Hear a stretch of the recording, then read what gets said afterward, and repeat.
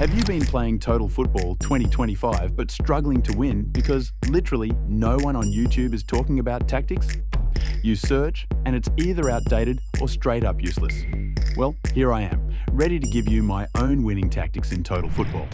Now, before we jump in, there are a few things in this game you need to understand.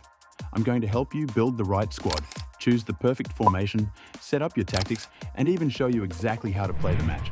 But first, just like the video. Seriously, I'm trying to see if making content outside eFootball motivates me more, because honestly, that game can feel repetitive.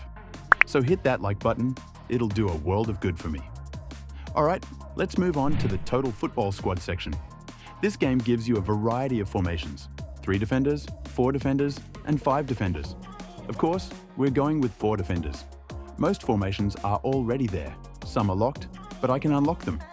The one we're using today is the 4-2-2-2, also called the wide formation.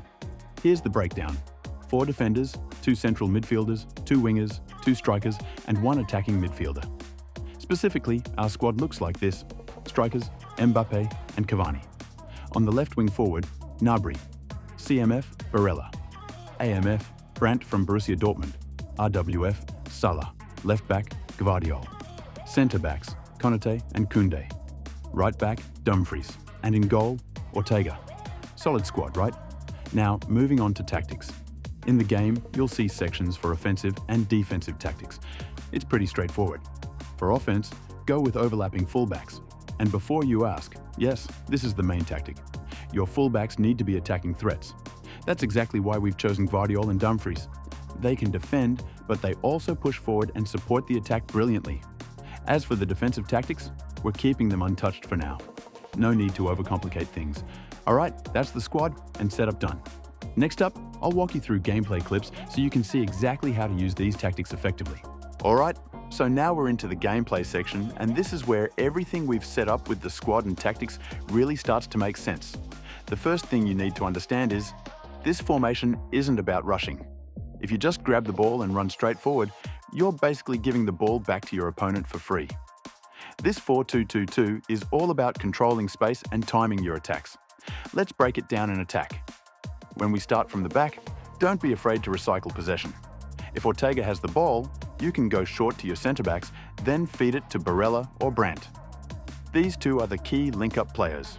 Barella is your workhorse who wins challenges and passes quickly, and Brandt is your creative spark who can pick out killer through balls. Now, the magic happens on the wings.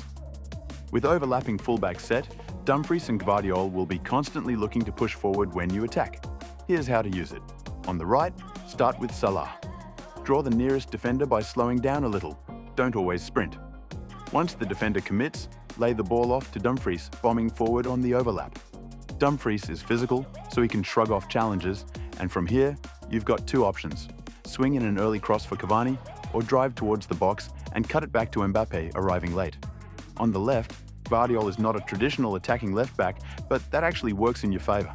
He's solid defensively and still strong enough to join attacks. Play a quick 1-2 with Gnabry, and if the defender overcommits, either whip in a ball or pass inside to Barella for a quick switch to the other wing. For central play, your AMF Brandt should always be positioned between the lines. If you see him in space, feed him the ball. He can either turn and take a shot or slide in Mbappe, making a diagonal run. The 4-2-2-2 gives him the freedom to find those pockets. Now, let's talk about defense. Because with this formation, if you defend smart, you'll barely concede. Rule number 1, don't drag your centre-backs out wide. Konate and Koundé should stay central as much as possible to deal with through balls and headers. If the ball is wide, let Dumfries or Gvardiol deal with it and use Barella to help double up if needed. Rule number 2, press with your midfield first. Barella is your ball winner. Use him to cut off passing lanes and force opponents into mistakes. Brandt can help press higher when the opponent plays slow passes at the back. When you lose the ball, instead of spamming the tackle button, position your players to block passes. You'll notice opponents start to panic when they can't find an easy forward ball, and that's when you pounce. In transitions, meaning right after you win the ball, move it forward quickly but with purpose. If Salah or Gnabry are in space, get it to them fast before the defense resets. If not, work it through Barella and Brandt to open a passing lane. One last tip: This formation allows you to be unpredictable. Sometimes attack from the wings and cross to Cavani. Other times, play quick short passes through the middle to Mbappe's feet. Or go for diagonal runs from your wingers cutting inside. Mixing these approaches will keep opponents guessing, and that's when they make mistakes you can punish, play calm, don't rush, and you'll notice your win rate shooting up with these tactics. Okay guys, that's it for the video. Will you see you in the next video? Stay safe and stay healthy. I love you all.